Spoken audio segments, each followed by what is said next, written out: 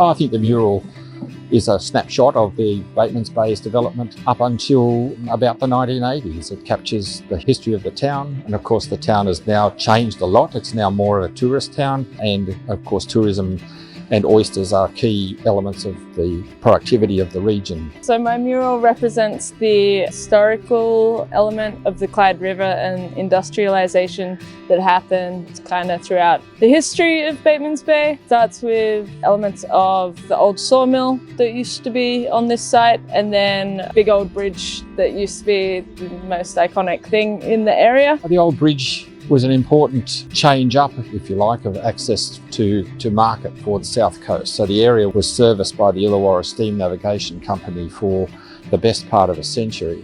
And they went broke in the early to mid 1950s. And of course the new bridge then, now our old bridge, opened in 1956. That opening allowed for transport of big trucks and other things to open up the south coast. So curiously, people came from all over the world to look at the opening and closing of the bridge because of the style of bridge that it was.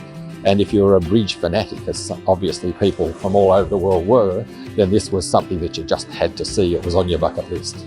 I've painted the mural in acrylic paints, so outdoor acrylic paints using brushes. I find it easier than using rollers, but it takes a little bit longer, so I can cut back to create those really sharp lines. To get the design up on the wall, I use a grid system, so a metre by a metre grid, superimpose it using Photoshop onto a photo of the actual thing, and then I can see close up exactly what I need to do, so I don't have to come and step away to look at it all the time. I just trust the grid, which helps when you're using a lift. I'm using a small scissor lift for this to get around all the spaces, get up at that height. The mural captures the foreshore on the south side of the river quite well, because on the south side of the river is where a lot of the industrial development happened. So it was on this side of the river that the Illawarra Steam Navigation Company ships pulled up.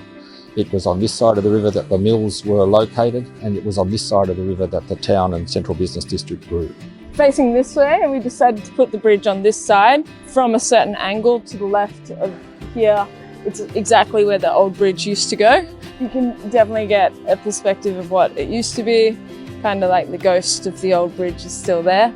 As you come around the other side, similar positioning, you can see where the site of the old sawmill is. Having it wrap around just kind of creates that optical illusion as well for the space, which is quite cool because it turns it almost into a 3D sculptural element that you can walk around and explore.